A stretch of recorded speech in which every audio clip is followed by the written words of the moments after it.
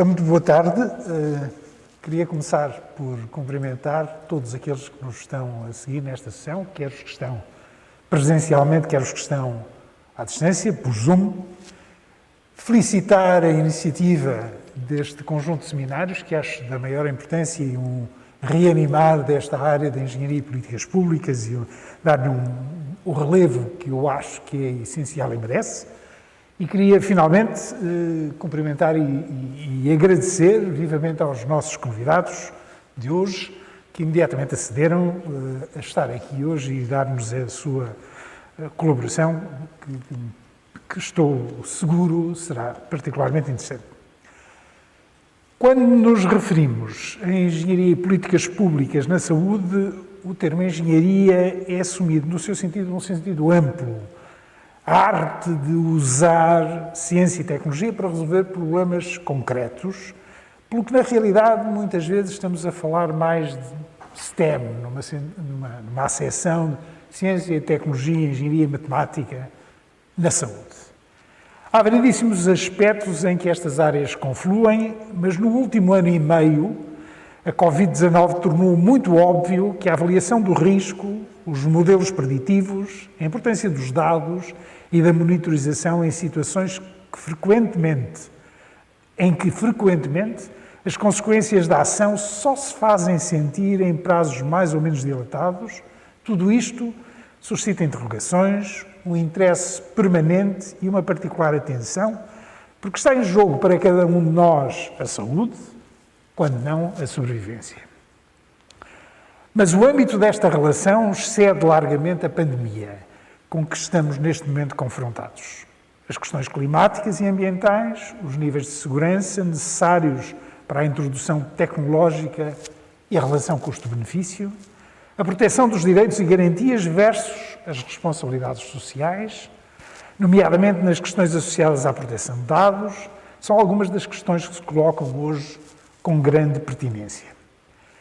Para nos ajudar a olhar para algumas destas questões, teremos as perspectivas complementares de um matemático especialista em estatística e modelação matemática, nomeadamente na área das doenças infecciosas, de um médico especialista em saúde pública e epidemiologia e de um engenheiro biomédico especialista em biosensores, processamento de biosinais e imagem médica. E vou dar imediatamente início a passar-vos a palavra. Inicialmente iria convidar o Oscar Felgueiras, de quem eu vou fazer uma brevíssima apresentação e depois dar-lhe a imediata palavra. Não sei se tem alguns slides que gostaria de... seria possível colocar ainda alguns slides? Não sei onde é que está.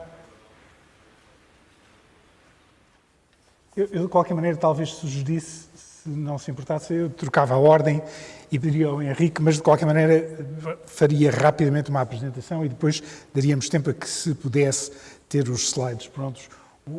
Só para uma brevíssima explicação, o Oscar tinha informado que, devido a ter apanhado um movimento estranho na viagem para aqui, iria chegar atrasado. De qualquer maneira, tínhamos pensado que ele fosse o primeiro interveniente, mas, dada esta pequena demora, passávamos a palavra ao Henrique. O Henrique de Barros, que se licenciou em Medicina em 1981 e entre 88 e 89 foi Research Fellow do Departamento de Medicina Interna do Hospital da Universidade de Lund. Depois de se doutorar com uma tese sobre a epidemiologia da hepatite viral, fez toda a sua carreira académica na Faculdade de Medicina da Universidade do Porto, onde é professor catedrático. Coordena o mestrado em Saúde Pública da Universidade do Porto e o programa doutoral em Saúde Pública Global em conjunto com a Universidade Nova de Lisboa. Foi membro do Conselho Científico para as Ciências da Saúde da Fundação de Ciência e Tecnologia entre 2004 e 2012, coordenador do programa HIV-Sida entre 2005 e 2011 e da Comissão Executiva da Comissão Nacional de Ética para a Investigação Clínica entre 2010 e 2020. É atualmente presidente do SPUP e lidera o Conselho Nacional de Saúde, órgão consultivo do Governo em matéria de política da saúde. Também pelas suas funções e como é reconhecido como reconhecido especialista, tem tido uma ação constante e permanente neste momento de apoio ao governo e às decisões políticas nas questões do Covid-19. Henrique.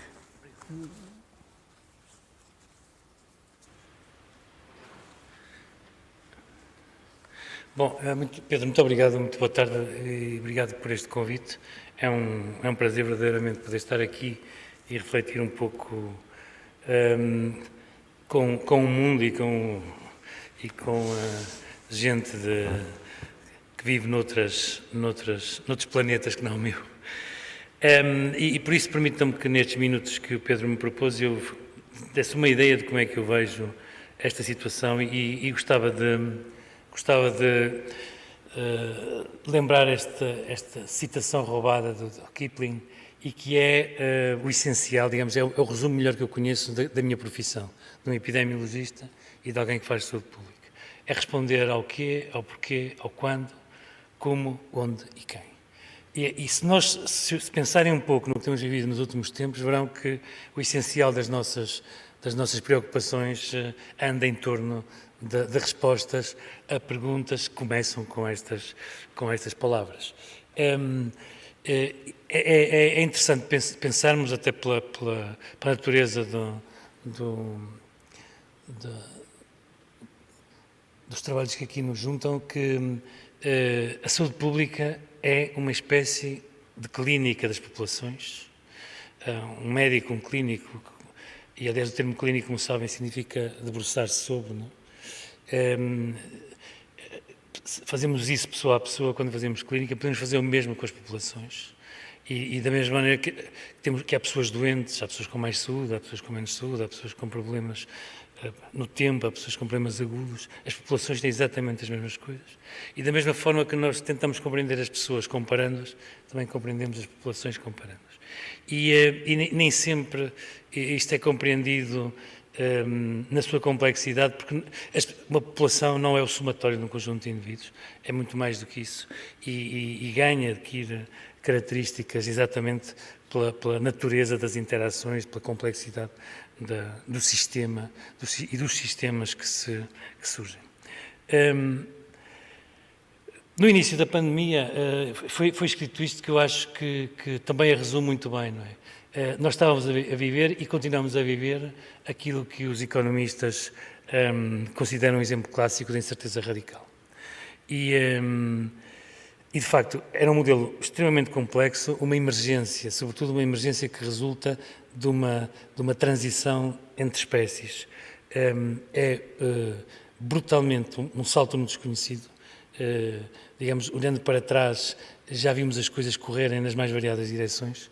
Portanto, a previsibilidade é um exercício extremamente arriscado e por isso nós estamos entre uma mistura de desconhecidos que conhecemos e desconhecidos completamente desconhecidos. Na altura também, isto é retirado do mesmo artigo, que era um artigo leigo,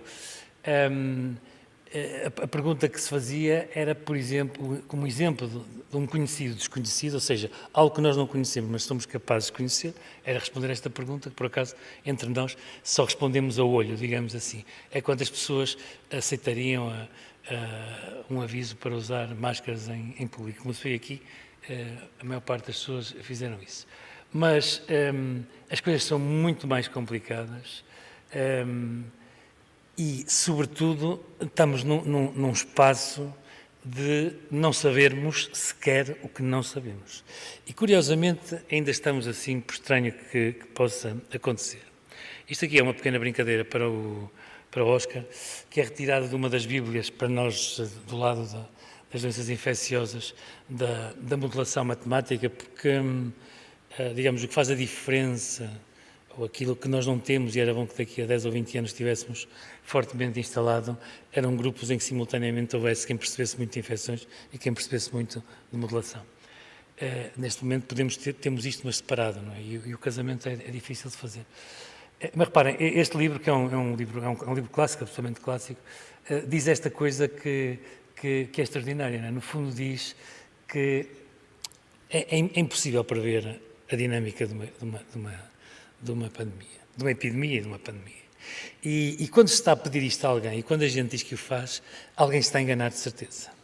Não só pela complexidade dos x's que tínhamos que meter nestas equações todas, mas acima de tudo porque nós de facto não sabemos verdadeiramente a maior parte das variáveis que estão presentes. E, portanto, nós, como nos conhecemos, também nós conseguimos controlar e nós conseguimos, digamos assim, ajustar as coisas sempre com um atraso grande e vamos procurando o melhor fit, o melhor ajuste, mas é um exercício mais estético até do que de outra natureza.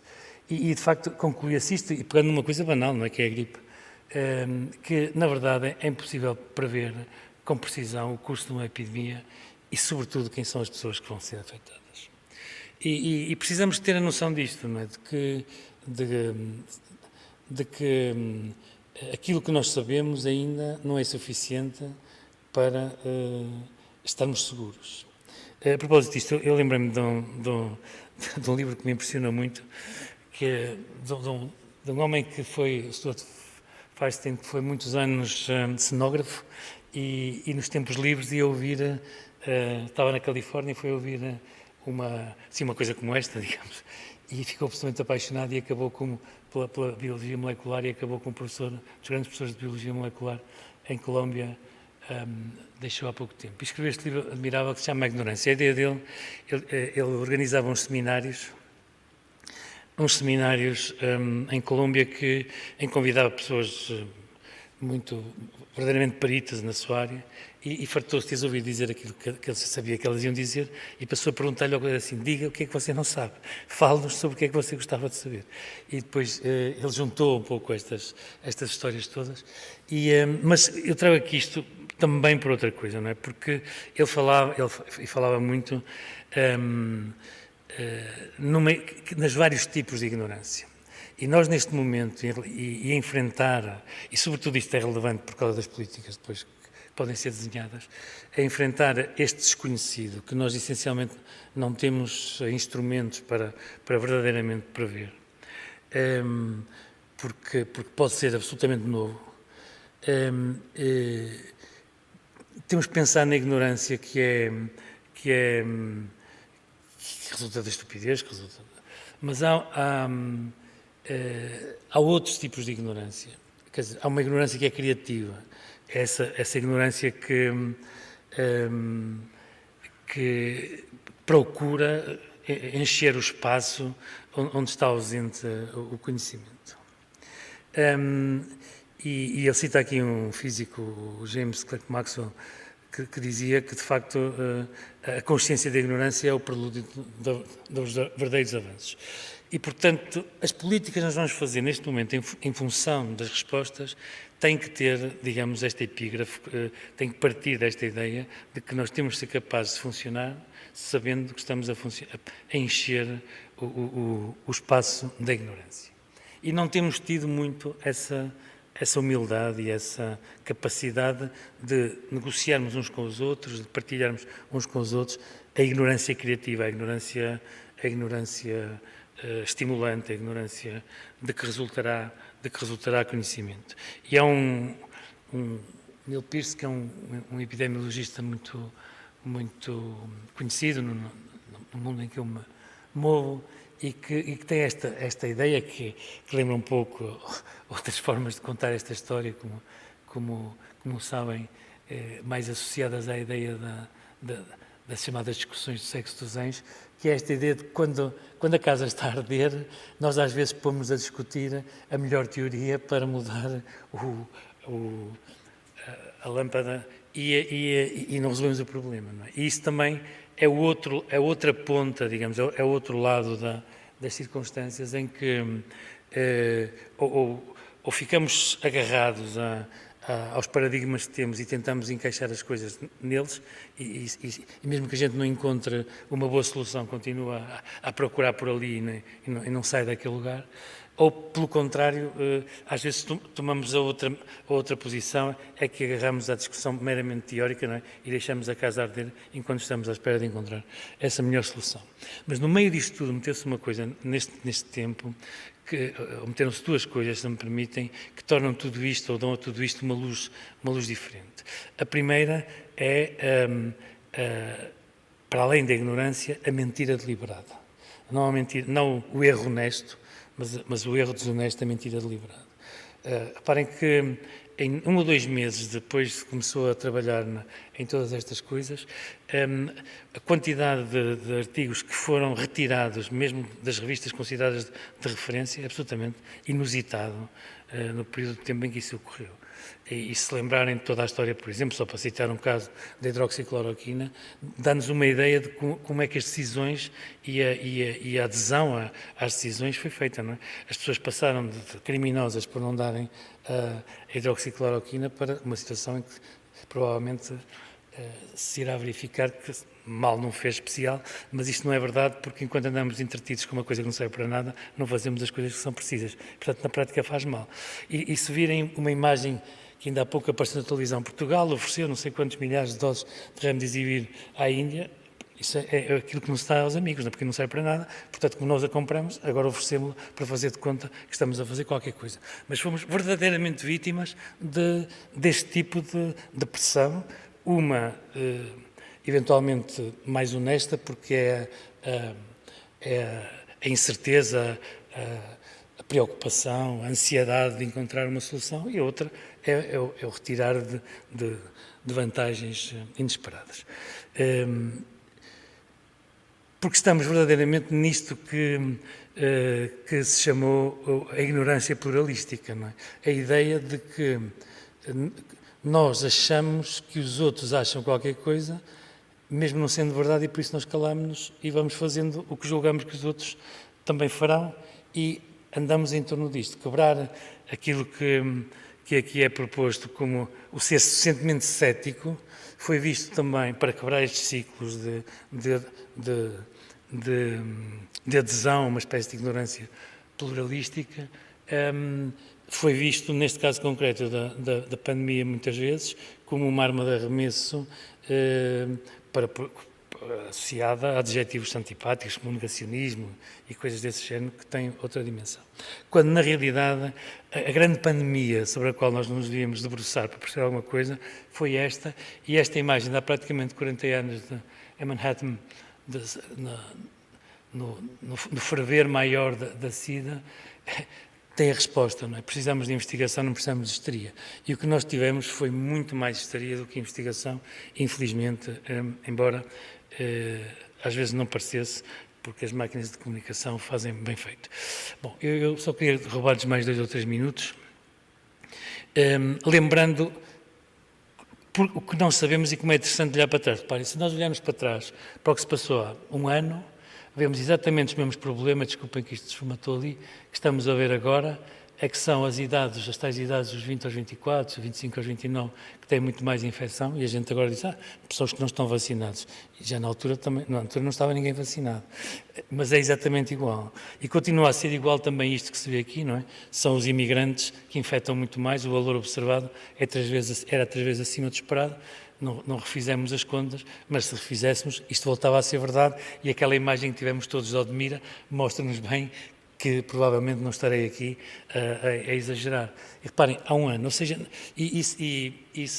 não sei se o Oscar irá mostrar algumas dessas curvas, mas seguramente estamos a viver uma coisa muito parecida como vivemos há um ano, em que, por exemplo, na Zona Norte, a infecção praticamente desapareceu e continua lentamente a subir devagar em Lisboa, e agora andamos entretidos a saber se é dos futebols ou se é disto ou se é daquilo, quando, se olharmos para um ano atrás, vimos exatamente a mesma coisa. A desgraça aqui é que ainda não temos um ano, ou 2, ou 3, ou 4, para perceber o caráter sazonal, a dimensão cíclica deste fenómeno, e aí então perceber melhor como é que podemos agir, e lá está, políticas podemos colocar, natureza preventiva.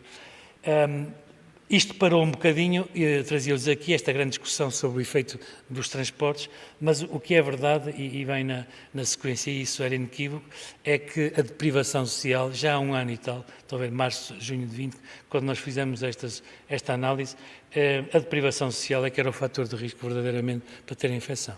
E tem aqui uma coisa engraçada, se repararem, bom, estes indicadores são mais dos epidemiologistas, mas reparem que aqui, no início, 0,98 significa que os ricos estavam melhor, tinham mais índice de infecção que os pobres, mas como é costume na história da saúde, desapareceu rapidamente. Isto correspondeu àquela fase em que as pessoas tinham ido fazer esqui à Itália, foi a entrada da infecção em Portugal e, portanto, o grupo social que estava infectado, particularmente na região de Lisboa, era de uma natureza completamente diferente da população geral. E nós temos que meter isto nos modelos. Se não metermos isto nos modelos, não estamos a descrever a realidade. Como temos que meter estas coisas? Reparem, isto é a proporção de casos internados e vejam, perante os casos diagnosticados, e vejam como é completamente diferente a situação era até fevereiro deste ano, e agora deve ser igual.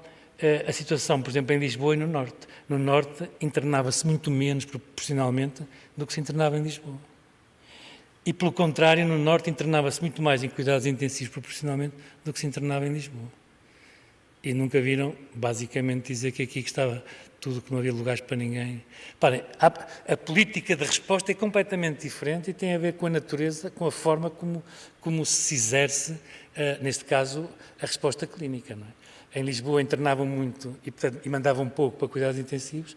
No Norte internava-se muito pouco, só se internavam mais grave e, portanto, mais gente ia para cuidados intensivos proporcionalmente. Percebem? Mas não vale a pena discutirmos estas coisas se não tivermos esta informação e se não formos capazes de utilizar.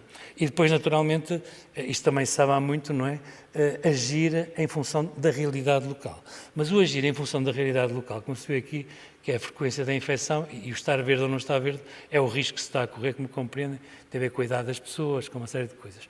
A ideia é simplesmente esta, é que conhecer o local é para agir localmente, mas é para agir sobre a infecção. Não é para fazer cordões sanitários a gosto, como se o país fosse um conjunto de pequenos países, porque isso na realidade não resolve nada, não é?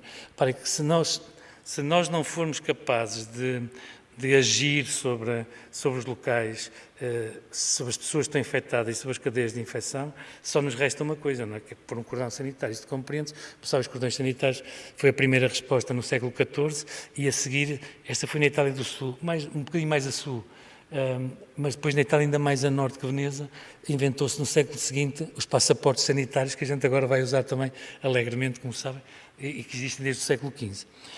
O que nós falhamos em Portugal foi em trazer a modernidade para dentro desta história toda. Mas isto está de ser contado, isto foi a resposta brutalmente corporativa dos médicos portugueses que não aceitaram um estetoscópio novo que eles não se tinham metido no seu desenho e na sua utilização.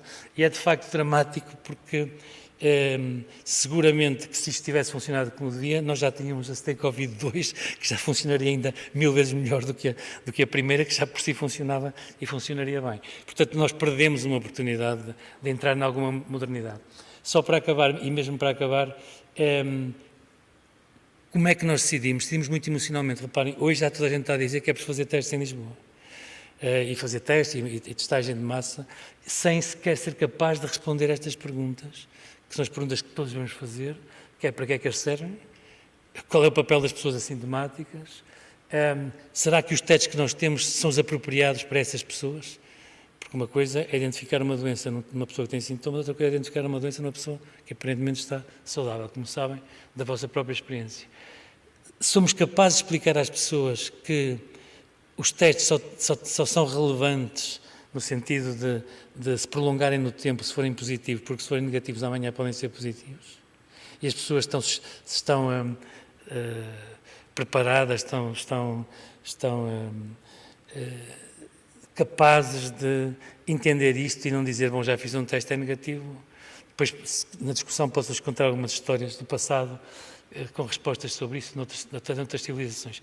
E, finalmente,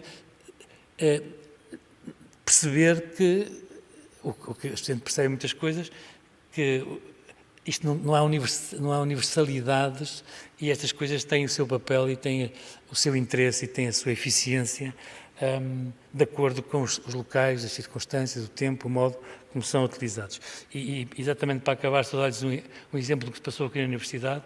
Reparem que quando nós comparávamos ao longo do tempo, isto é um conjunto de quase 2.000 pessoas que aceitaram fazer o teste e fizeram o teste em 2 momentos diferentes, portanto, por volta de julho do ano passado e depois no início deste ano. E reparem que a grande diferença entre o número de pessoas que seriam positivas em cada 1.000, se o indicador da positividade fosse um teste PCR, ou depois, mais tarde, já um teste de antigénio, e a quantidade de pessoas que tinham anticorpos. Mas todos estes testes têm falsos positivos e falsos negativos.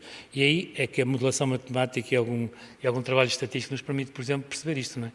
Como estão a ver, os 138 por 1.000, na realidade, quando nós jogamos com os falsos positivos e os falsos negativos, significam 111 por 1.000. Qual é a importância disto, para acabar exatamente? É que eu não posso transpor o que eu sei. Isto é verdade para a população das pessoas que trabalham na Universidade do Porto. Não é verdade para mim ou para cada um de vocês, porque aí eu não sei como é que é um falso positivo e como é que é um falso negativo, a não ser que passe o tempo a fazer testes, o tempo a fazer e transforma uma pessoa, não numa pessoa, mas em 100 pessoas, testa, digamos assim. E, portanto, como veem, não somos capazes até deste pequeno movimento, deste pêndulo que nos leva das pessoas às populações e de volta para saber exatamente onde é que nos podemos e como podemos e devemos interpretar as coisas. Daí que, e desculpem-me, mais perguntas do que respostas. Obrigado. Oscar, se quiser tomar...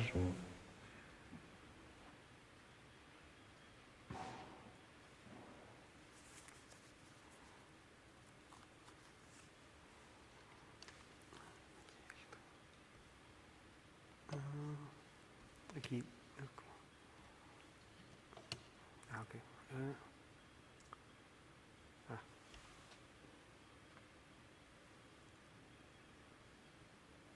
Ok. Ok. Portanto. Ok, estou a ver. Portanto. Ok. Boa tarde a todos. Muito obrigado pelo convite. É com todo o gosto que estou aqui presente e vou tentar dizer algo que complemente um pouco as outras intervenções e devo dizer que achei particularmente interessante a do professor Henrique Barros, que foca precisamente vários aspectos da incerteza que temos presente nas atuais circunstâncias. Portanto, eu vou começar por apresentar aqui um conjunto de modelos que o ECDC, portanto, o Centro Europeu para o Controlo de Doenças, tem no seu site. Neste momento tem um conjunto de modelos que servem para modelar a curto prazo a incidência nos vários países europeus. E temos aqui, por exemplo, os últimos dados relativos a Portugal e a previsão que é feita seguindo estes vários modelos. E como podemos ver, existem algumas diferenças. Na verdade, há aqui um que é demasiado discrepante, que eu creio que é um erro. Mas em todo caso, tentam prever, por exemplo, qual é a incidência, o número de casos na última semana. O número de casos, já sabemos a esta data, que no dia 22 terão sido cerca de 3.000 e, portanto, é um valor que, de algum modo, está dentro do consenso, talvez ligeiramente acima, mas isto para dizer que, pronto, existem vários modelos, os modelos têm diferentes pressupostos e diferentes níveis de incerteza. Uma das coisas que é importante ter em conta quando se faz a modelação são precisamente as limitações de cada modelo. Portanto, há alguns fatores que influenciam particularmente a qualidade dos modelos, começando pela qualidade dos dados. Esse é, na verdade, um dos problemas que por vezes ocorreu em várias situações, nomeadamente, lembro-me perfeitamente ao início, de estabelecerem-se comparações entre Portugal, Espanha, Itália, e em que não era tido em conta que os dados eram obtidos, por exemplo, de formas substancialmente diferentes. O universo de pessoas testadas era diferente, o critério de testagem era muito diferente e depois havia comparações que batiam certo, eventualmente, nos casos, mas depois havia discrepâncias com os internamentos e, portanto, a qualidade dos dados é particularmente importante. Lembro também de aqui num exemplo concreto, em novembro, em que, mesmo aqui no país, havia uma discrepância grande entre os dados que eram obtidos a nível local. Portanto, eu tenho colaborado com a ARS Norte e na altura houve uma discrepância muito grande nos dados. Chegava a haver dias em que havia uma diferença de quase 1000 casos entre o que era 1000 casos num dia, entre o que era reportado pela DGS e o que era e o que aparecia na base de dados da ARS Norte, e isso cria aqui uma série de obstáculos, nomeadamente ao nível da comunicação. Como é que se comunica perante a opinião pública, nomeadamente, e perante os decisores também, este género de discrepâncias que levam a que muitas vezes os modelos não estejam propriamente errados, mas existem fatores que escapam e que os modelos não conseguem ter em conta. E, portanto, é extremamente importante conhecer-se os fatores que podem influenciar e também as limitações dos vários modelos. Depois, um outro fator importante é certamente os preditores que são utilizados. Existe uma grande limitação nos preditores que são fiáveis. No mundo ideal, poderíamos ter aqui vários preditores a contribuírem para uma melhor qualidade da previsão, mas a verdade é que, e verificou-se isso em várias alturas, os indicadores muitas vezes são pouco fiáveis e para tentar ter alguma confiança nas previsões que se fazem, de facto, tenta-se muitas vezes apoiar-se naquilo que parece ser mais trabalhado ou com melhor qualidade. Neste caso, pronto, em geral, usa-se as datas de notificação, mas também há a curva epidémica nacional, por exemplo, usa a data de início de sintomas, que tem sido um indicador que, na generalidade das vezes, tem funcionado bem. Depois, existem os próprios pressupostos dos modelos. Portanto, esta, de facto, é uma epidemia nova, em que ninguém sabia ao certo como é que se comportava este vírus e, muitas vezes, usaram-se modelos baseados em pressupostos que eram transportados de outros vírus, nomeadamente, por exemplo, a possibilidade de nem todas as pessoas serem infectáveis, nem todos serem suscetíveis, e pronto. E isso é algo que influencia e pode influenciar bastante a qualidade da previsão. Depois, existem fatores sempre externos que não estão presentes nos modelos e que, a qualquer momento, podem alterar por completo as regras do jogo. Quer dizer, seja uma nova variante que aparece, seja um evento.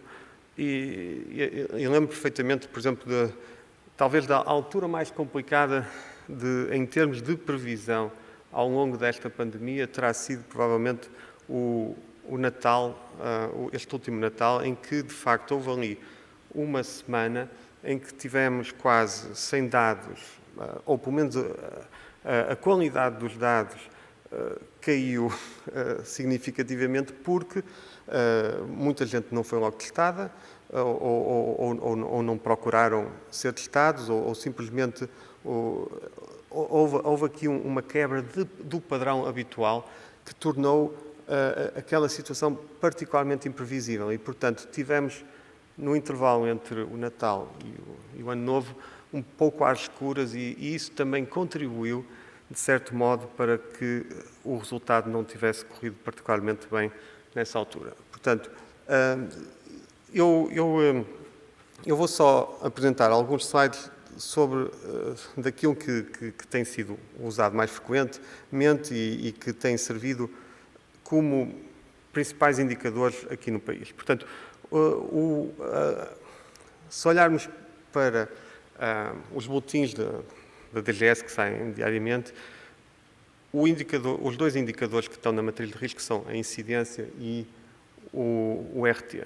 Esta incidência, que é a que aparece nos boletins, é estimada a partir de uma curva epidémica que é feita pelo INSA. Basicamente, pronto, eu só queria dar aqui uma ideia daquilo que é feito, e o que é feito é tido em conta a data de início de sintomas, que é esta camada verde escura. Portanto, aqui temos aqui um zoom dos últimos dias desta curva, que neste momento tem poucos casos, e depois temos uma outra camada, que é a verde clara, que é constituída pelos casos estimados em função da data de notificação ou a data de diagnóstico, a quem se atribui uma data fictícia, vamos dizer, de início de sintomas e que tenta, no fundo, complementar aqui, tenta estimar uma data de início de sintomas mesmo para cada caso para o qual essa informação não existe. Para além disso, nos dias mais recentes, portanto, nos últimos dias da série, o que é feito é um processo que se chama de nowcasting, em que se vai estimar os casos que ainda estão por reportar e são adicionados aqui com um certo intervalo de confiança sobre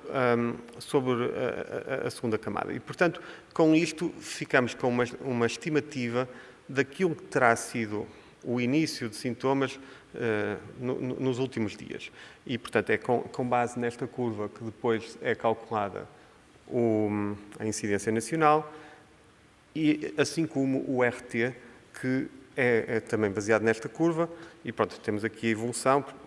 Vemos que aqui nos últimos, o último valor estimado é 1,06. Isto significa que houve aqui um crescimento recente, mas pronto, estamos aqui num momento de baixa incidência e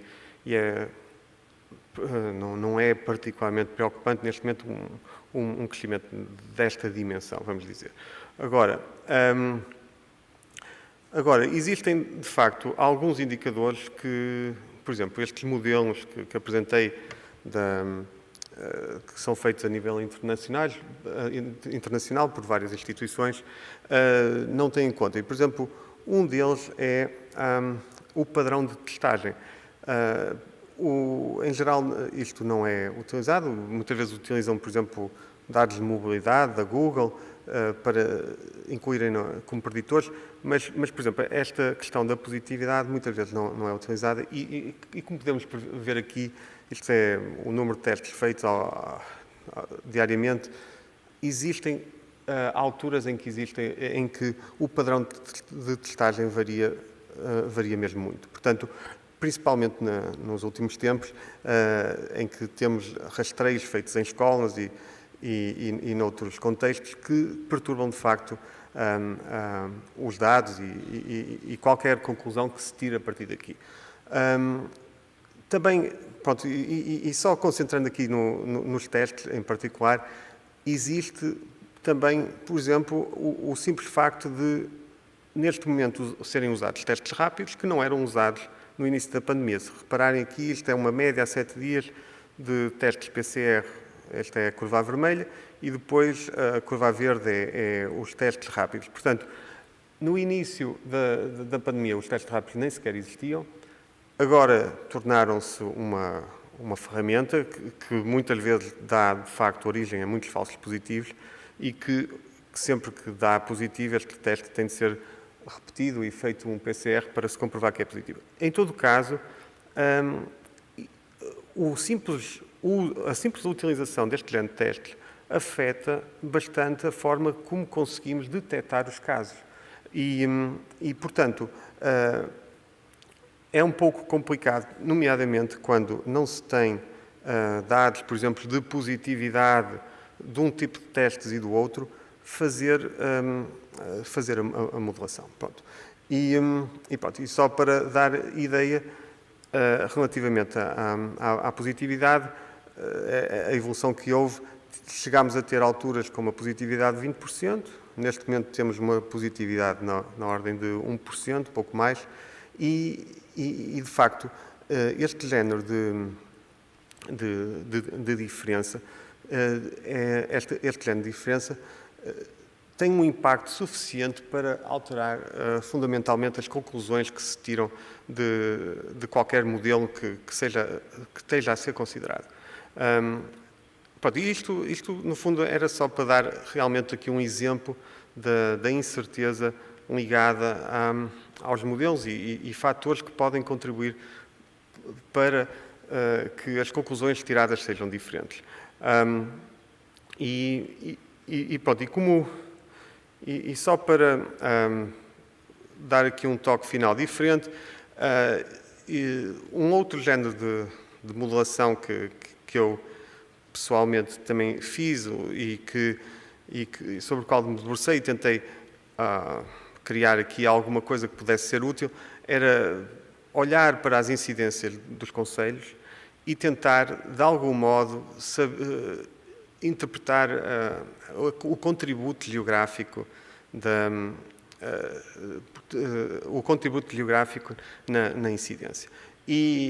Pronto, e o que acontece é que, de facto, existem algumas heterogeneidades, muitas vezes existem concelhos onde aparecem pequenos surtos e que não existe necessariamente uma continuidade geográfica completa. Uma das coisas que eu tentei fazer na altura foi criar aqui uma incidência que fosse comparável com a incidência concelhia, num certo sentido, usando o mesmo género de escala e que permitisse fazer, no fundo, um clustering de algum modo simplificado, usando apenas as incidências dos concelhos e que fosse facilmente determinável. Pronto, então propus esta incidência ajustada pronto, e este género de informação pode ser útil para análise de detecção de zonas de ação prioritária, mas como indicador, tal como todos os outros, nunca deve ser usado isoladamente e é apenas mais uma ferramenta de auxílio à interpretação. E, portanto, isto nem sequer tem propriamente o intuito de ser preditivo, mas, embora na sua concepção a forma como foi determinada tentou de algum modo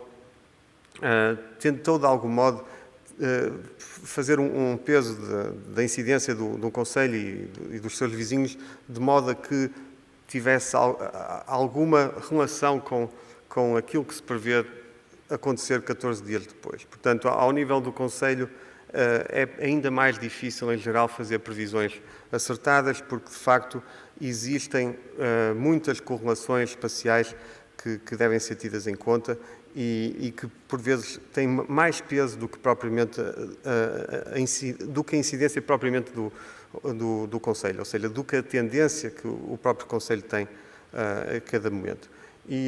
Pronto, e só para dar aqui uma ideia, temos aqui a evolução da incidência concelhia nas últimas 3 semanas, temos aqui a incidência ajustada que tenta suavizar aqui um pouco e detectar apenas regiões que merecem maior preocupação por concentração de casos. Neste momento existe aqui, de facto, alguma preocupação com Lisboa, ainda que, de algum modo, não seja uma situação alarmante de momento. Não seja alarmante, certamente merece atenção, mas não é completamente alarmante.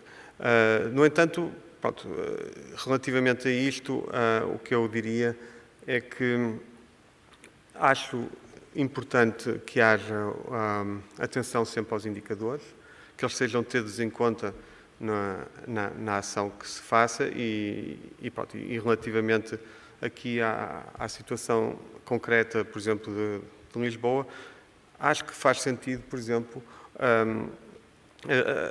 o haver uma detecção daquilo que são os grupos prioritários de maior risco e tentar atuar preventivamente de modo a cortar tão precocemente quanto possível as cadeias de transmissão. Pronto, é isto, acho que é isto.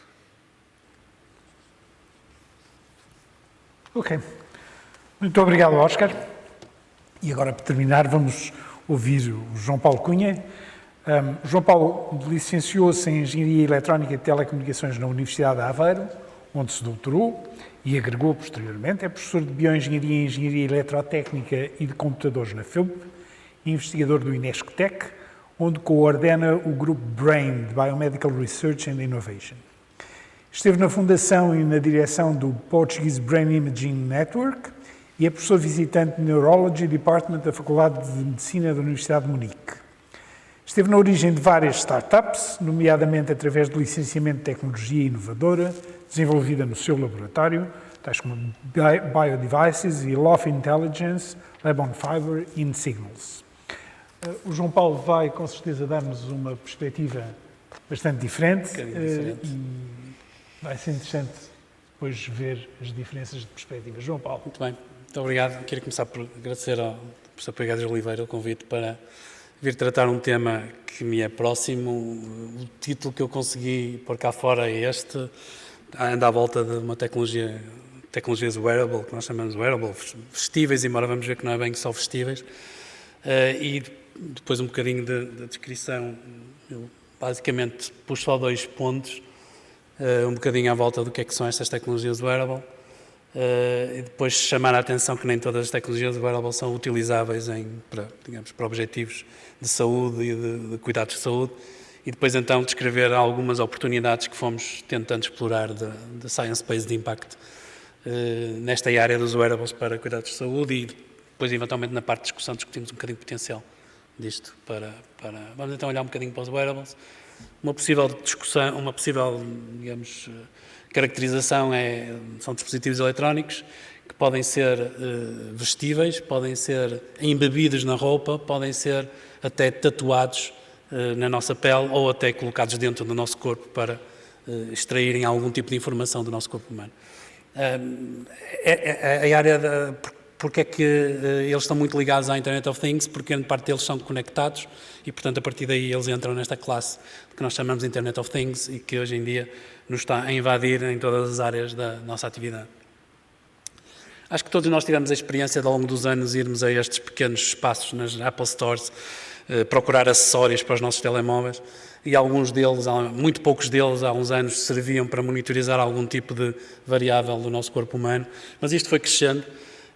E hoje em dia a lista vai-se estendendo e muitos deles são então wearables, e é aqui que este mercado, que esta tecnologia tem vindo a conseguir mercado nos utilizadores, como pulseiras, como obviamente relógios, e todos nós e muitos de nós usamos estes relógios com algumas capacidades de monitorização de variáveis humanas, mas também na roupa.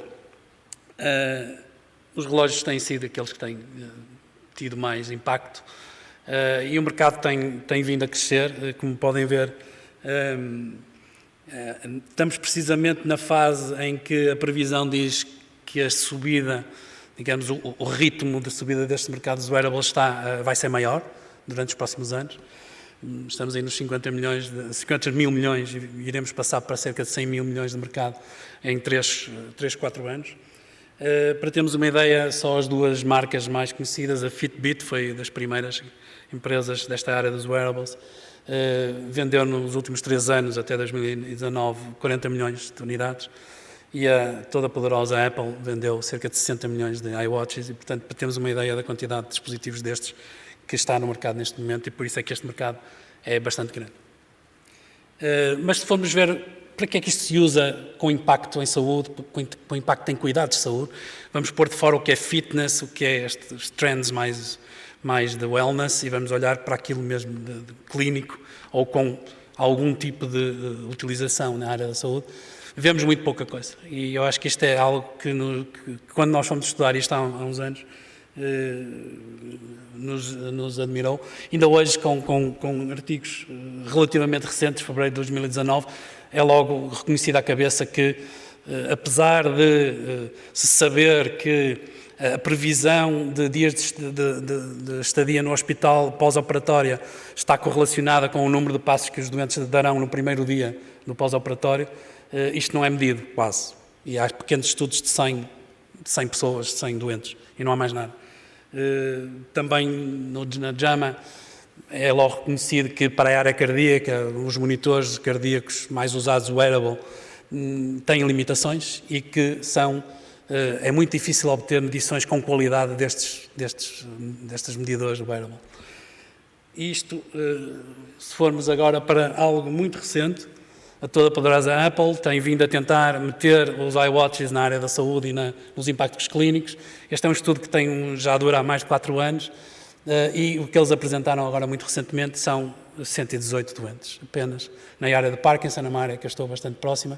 E, portanto, o que percebemos aqui é que existe um mercado enorme, mas que a sua utilização do ponto de vista clínico ainda não é muito grande. E há aqui várias razões. Obviamente, a primeira questão é que nem todos os wearables são apropriados para usar em saúde, especialmente muitos deles medem com fraca qualidade. A tal fraca qualidade dos dados que estávamos aqui a falar noutras áreas também existem aqui.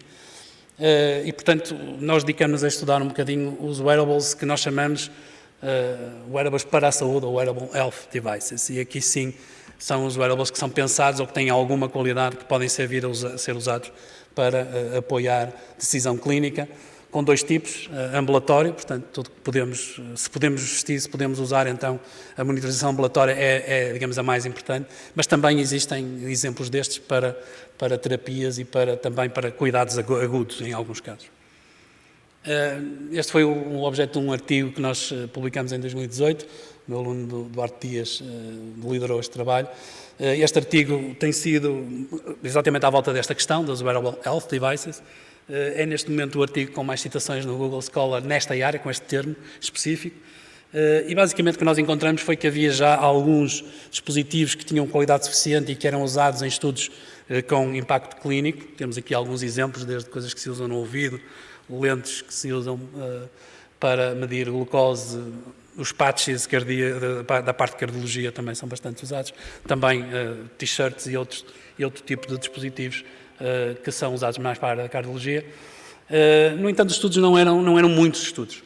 Podemos ver aqui uma comparação entre os anos 2010 e 2013 e depois os anos 2014 e 2017, e dividido em 2 tipos, wearables que têm propósito médico, portanto que a ideia é virem a ser certificados, e os wearables não, tanto mais consumer, mas que também podem ser usados em alguns estudos clínicos, e vemos que os médicos não são um número de estudos assim muito grande, e mesmo os que e são essencialmente 2 classes, heart rate e eletrocardiograma, são as 2 grandes classes que são usadas. Portanto, tem muita cardiologia a puxar por esta área, para propósitos médicos, e depois mesmo os wearables mais consumer, que também são usados para alguns estudos clínicos, e aqui temos um número maior, também o número cresceu, mas também não é um número muito grande. Outra tendência que percebemos foi que eles têm vindo, obviamente, a existir uma tendência de pegar em coisas de fitness e desporto propósitos médicos, e portanto nós estávamos exatamente nesse trabalho de investigação e fomos trabalhando nisso, mas também temos uma tendência de passar de coisas mais macro, coisas têxteis, etc., para coisas mais micro e, portanto, tiras, que já são muito conhecidas, mas também agora mais o trend de coisas que eu coloco sobre a pele, colo à pele, e que a partir daí extrai informação, e alguns deles até com qualidade clínica, e que, portanto, podem ser usados também para estes wearable health devices que nós estamos interessados.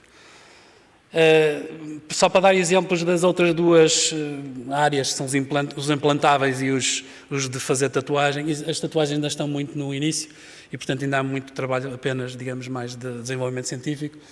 Aqui é um exemplo de uma tatuagem para medir lactato a nível de desporto. e os implantáveis, esses sim têm alguns casos bastante importantes. Obviamente todos nós conhecemos dispositivos que são usados para pacemakers para coração, mas o que é mais caro é uma espécie de pacemaker, mas para o cérebro, que permite estimular uma zona específica dos gânglios da base do cérebro e colocar 8 elétrodos dentro do cérebro e tentar melhorar sintomas de doenças neurológicas, nomeadamente a doença de Parkinson. A pessoa que detectou isto é o professor Benabid. Eu depois posso contar uma história, não tenho muito tempo agora, da sua relação com o Estado do Porto. E porquê é que eu trago este exemplo? Este exemplo recentemente teve um salto bastante importante, é que nós passamos a poder colocar estes elétrodos não só para estimular, mas também para ler sinais do cérebro e adaptar a estimulação com base naquilo que lemos do cérebro, e portanto é algo que já está nos doentes, portanto, aliás foi certificado primeiro na Europa, antes de ser certificado nos Estados Unidos, este modelo que faz este trabalho de ler e estimular ao mesmo tempo, e podemos então adaptar. E o nosso grupo aqui com a Faculdade de Medicina e o Hospital fizemos a primeira monitorização completa de movimento em 3D, sinal da superfície e sinal da profundidade do cérebro em tempo, digamos, em monitorização completa. Foi feita aqui no Porto com este dispositivo. Foi publicado há poucos dias no congresso do I3ES para esta área da Neuroengineering. E porquê é que eu trouxe este exemplo?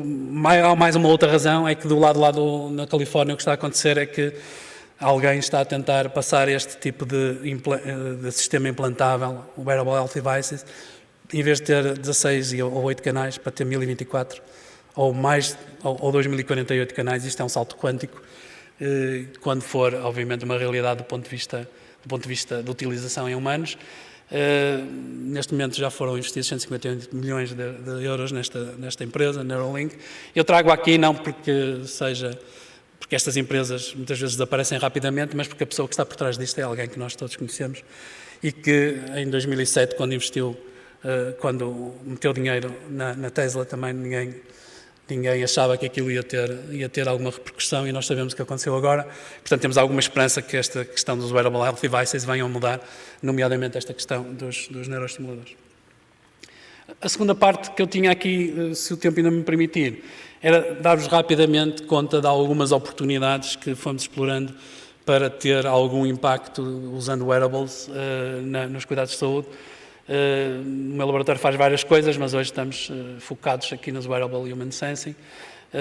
E o primeiro começou já há quase 20 anos. Eu, quando olhei para esta data, fiquei assim um bocadinho assustado. Já passaram quase 20 anos. E em que nós decidimos, em 2002, atacar a possibilidade de vestirmos algo que tivesse uma quantidade de sensorização humana para cuidados clínicos. Na altura, chamamos isto Vital Jacket, porque ele tinha, na verdade, um jacket por fora de uma t-shirt que estava lá dentro, que depois deu um produto que foi para o mercado em 2006. Deu também, obviamente, uma publicação que foi digamos, a base deste trabalho. Deu uma startup, a primeira startup que saiu de coisas do meu laboratório, chamada BioDevices, e foi o primeiro dispositivo em forma de t-shirt certificado a nível europeu como medical device. Fizemos várias coisas com isto, coisas meias malucas. Por exemplo, aqui pusemos alunos a andar com estas t-shirts dentro dos carros e a descobrir onde é que havia sustos, alterações na parte cardiovascular na cidade do Porto. Descobrimos um pico que todos nós conhecemos, que é a saída da Ponte do Freixo para a direita, para Gaia, e que tem um relevé que todos nós apanhamos um susto às primeiras vezes que passamos lá, e os nossos alunos também, e nós conseguimos quantificar isto e detectar isto nos dados, o que foi muito interessante perceber que era possível fazer isto com um Wearable Health Device. Com isto, pegamos nestes dados no âmbito de um projeto do Future Cities, na altura liderado pelo meu colega João Barros, e com participação dos STCP, fizemos um estudo com 25 condutores de autocarros, e fomos descobrir estes pontos, mas pela cidade toda, e esta informação foi possível transmitir e publicar e transmitir a quem gera a cidade, para melhor gerir a cidade nestes pontos. E, portanto, este conceito de uma cidade mais sensed, mas também mais sensível, é algo que nós também temos vindo a tentar explorar. Isto evoluiu para uma plataforma também de patches e com variáveis ambientais. Esta plataforma tem não só processamento wearable, também num telemóvel e depois na cloud, e, portanto, podemos explorar aqui algumas tecnologias que estão bastante na moda neste momento, chamada Edge Computing, neste caso com 2 layers, e à medida que vamos ter dados podemos começar a introduzir técnicas de AI. Eles dependem muito da quantidade de dados que temos e, portanto, só quando temos muitos dados é que, na verdade, faz sentido começar a introduzir isto. Temos usado isto essencialmente em profissionais de primeira resposta, onde o stress, a fadiga, é bastante presente e, portanto, estamos a tentar trabalhar com eles esta área. Algumas publicações. Outras coisas que fizemos foi jogar não só com aquilo que já tínhamos no anterior, mas jogar com o movimento preciso. E este movimento preciso, eu não vou passar este vídeo só para não tirar tempo, mas basicamente conseguimos fazer movimento e eletrocardiografia, actigrafia, tudo em conjunto numa plataforma wearable. Isto deu então uma plataforma que era possível colocar no corpo humano. Teve em 2011 um projeto, um prémio bastante bom no EMBC, na maior conferência da área de engenharia biomédica, e depois deu um sistema de telereabilitação chamado SWORD, inicialmente para para AVCs, que mais tarde uma patente e depois uma empresa que os meus alunos resolveram criar na altura e, portanto, hoje em dia chama-se SWORD Health e trabalha não nos AVCs, mas na dor musculoesquelética. E é a terceira startup saída de coisas que aconteceram no laboratório, também em wearables. Finalmente, o terceiro tem a ver com a doença de Parkinson e tem a ver com uma característica chamada rigidez, nomeadamente a rigidez do pulso, que é usada para avaliar os sintomas. Temos aqui em cima 3 perfis de medição de velocidade angular para diferentes níveis de rigidez de um doente parkinsónico com um score 3. E o que estamos aqui a ver é o efeito da estimulação da tal DBS, da Deep Brain Stimulation, na rigidez do doente, e nós conseguimos fazer um wearable para medir isto e para, com isto, conseguirmos entrar na medição. Vou só mostrar aqui o ambiente em que nós trabalhamos. Todas as terças-feiras em que há implantação de DBS para parkinsónicos, um dos meus alunos vai a este ambiente. Basicamente, o doente é acordado, nós testamos a rigidez, eles vão mudando o elétrodo de posição até encontrar aquele que traduz uma menor rigidez, uma maior melhoria daquele estímulo naquele sítio. E, portanto, este é um wearable que nós usamos digamos, neste tipo de ambiente e que, felizmente, eu vou passar estes vídeos, não vou mostrá-los. Patentemos esta tecnologia, patentemos em vários mercados para ela poder ter e aqui o Inesctec foi fundamental neste trabalho. Ao cobrirmos estes mercados, fomos então tentar, digamos, obter financiamento. Tivemos um prémio em 2019 que permitiu criar mais uma startup. E hoje em dia ela ainda está em stealth mode, mas estamos a fazer basicamente product development e clinical trials internacionais, não só no Porto, mas na Alemanha, Holanda e Espanha. Esta é a 5ª startup saída do meu laboratório, de coisas do meu laboratório. A 6ª também já saiu, já estamos na 7ª. É muito importante os parceiros que escolhemos, não só testarmos numa entidade como a Inesctec e como a FEUP, mas também os parceiros que escolhemos para levar estas tecnologias para o mercado. E recentemente conseguimos um pre-seed money de cerca de 100 mil euros para tentar levar, então, fazer estes tais clinical trials e tentar ter impacto no futuro para esta área. Pronto, vou concluir. Penso que é uma área que está a crescer, esta área do wearables, e que estão, digamos, a tornar-se cada vez mais pequenos. Tem um potencial disruptivo grande, mas a coisa ainda não é, digamos, disruptiva. A parte clínica, da utilização clínica, ainda não é assim tão grande quanto poderíamos pensar. Por outro lado, os wearable health devices já demonstraram alguns resultados clínicos, mas ainda, como mercado, ainda são relativamente pequenos. À medida que vamos tendo dados, podemos então começar a entrar e a usar o AI para, na verdade, explorar toda esta possibilidade de ter grandes impactos com wearables para questões clínicas. Já corremos alguns destes ciclos de Science-Based Impact, mas eles demoram muito tempo, especialmente na saúde, e acho que aqui é uma mensagem também importante para os empreendedores e para os investidores. Não pensem que isto é algo que rapidamente, em 2 anos, se faz return on investment. Não demora, na área da saúde demora bastante mais. E pronto, já exploramos algumas delas com resultados diferentes, alguns destes ciclos, e o próximo já está a acontecer neste momento. E era isto que eu tinha. Queria só agradecer aos meus alunos ao longo dos anos, que são eles que fazem o trabalho todo. Nós só só os ajudamos. Obrigado. Obrigado, João Paulo. Estamos um pouco para além da hora. Eu, de qualquer maneira, se houver na assistência alguma questão que queiram levantar, uma ou duas perguntas, só para não estendermos mais o tempo. Eu tinha algumas, mas, dado adiantado a hora, eu acho que vamos ficar por aqui. Eu queria agradecer imenso aos nossos convidados esta presença. Há uma coisa que é absolutamente clara, uma coisa que uniu todas as intervenções, a importância e a qualidade dos dados, como isso é absolutamente determinante para a predição, para a detecção e como isso pode ser feito em certas circunstâncias utilizando instrumentação adequadamente desenvolvida. Eu acho que vamos ficar por aqui. De novo, agradecer-vos imenso. Acho que foi, do meu ponto de vista, muito interessante e até à próxima sessão. Muito obrigado.